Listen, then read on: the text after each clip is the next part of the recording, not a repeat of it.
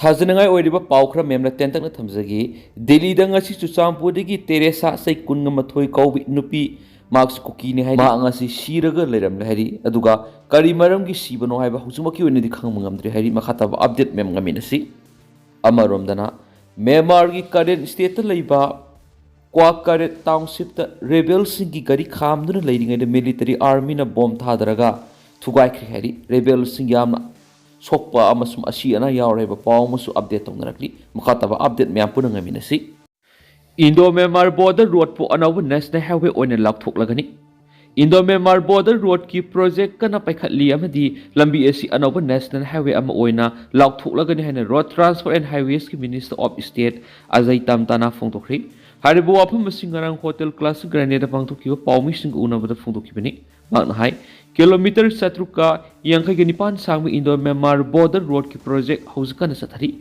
Hairiba lambi asi atien matamgi manungda anoba national highway ama oina sungsoi suidana lakthok-lagani Susampur to Tipaimuk NH02 262 km amadi Mau to Senapati NH02 57.91 km gi Greenfield alignment ki detailed project report DPRCM gi thaba NHIDCL na kana sathari haiba wafam sumang phongdokhi man hai Imphal Moirang lambi 4-lane project ki DPRCM final stage ta leire Stelengana aroiba laikhai tagada wakta ngairi Imphal Jiribam National Highway NH37 ki oinasu kilometer samag yankhai kini thoi black top tawri haina palladuna lambi asi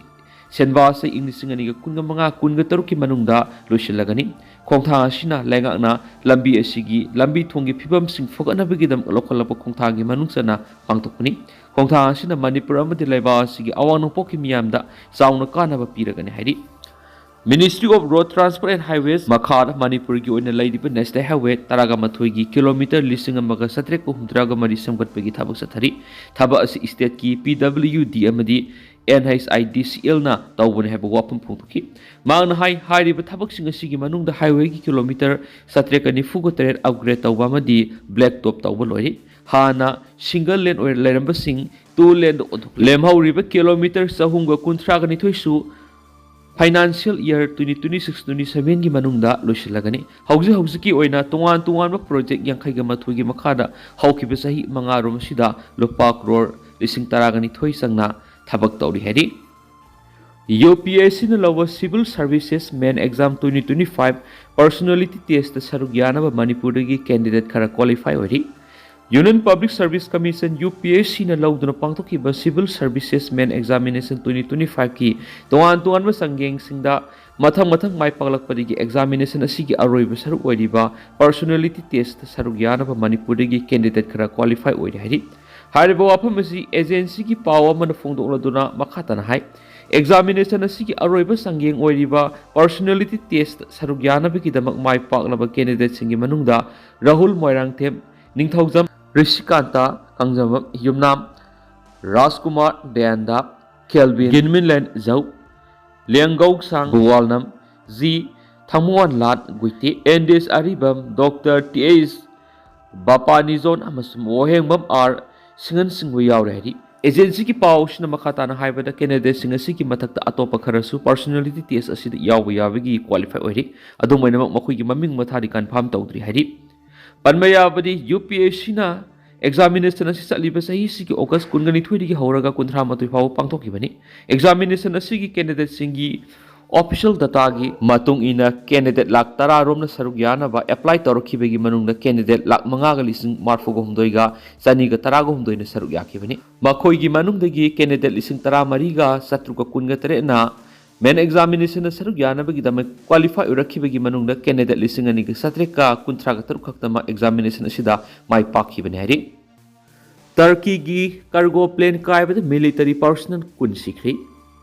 Azerbaijan amasum Georgia gi ngakhui manak Turkey gi C-130 military cargo plane ama kaibada plane adu tong military personnel kun sikri haina Turkish Defense Ministry na phongdorakri Azerbaijan dagi Turkey tamna pairakhiba cargo plane adu matawkram na kaikhibano haibadu haujumaki di sapsaba khangmangam khidabaga loinana thiba amasum mi kanbagi thabak sing mapung phan hokre hari Israel Defense Ministry gi X account thagalak warolamada Azerbaijan dagi Istanbul tamna pairakhiba C-130 military cargo plane adu Georgia amasum Azerbaijan ngamkhaida kaikhri haina thamlakpaga loinana Azerbaijani amasum Georgian authorities singi matenga loinana thiba amasum mi kanbig operation chathari hairi Defense Ministry na makata na thamlakpa warol amada cargo plane aduda crew member yauna military personnel kuntong khibani hairi laikhidraba sing adugi mafamda awaba phungdokpagi warol piraduna Azerbaijan ki president Ilham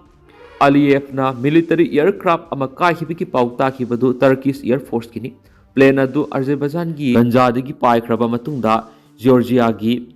territory tamna sanchin khibada laibak thiba thawdo du thokhibani hairi thawdo du yamna laibak thibani haina Azerbaijan gi president na thamlakhibaga loinana laikhidrabagi imung manungda nanghoriba awaba saru yari hairi Cambodia Thailand ngamkhaida amu kapnakhri Thailand amasum Cambodia yumsakasa numita makoigi ngamkhai paringda kapnakhri US na sinba ceasefire ama thabak oina pangthokpa leple haina Bangkok na phungdokhraba matungna thawdo du thokhibani seisigi kalen tha Thailand amasum Cambodia gi marakta numit mangani kapnabada miyoi nifukomdoi sikhi amasum miyoi la ahum rom lanjenakhi madugi matungna US President Donald Trump na saugatpa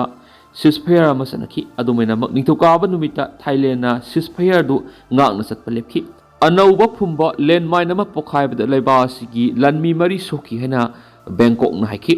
numit nini gi matungda nakal anima ki official singna Thailand gi sa kayo province amasum Cambodia gi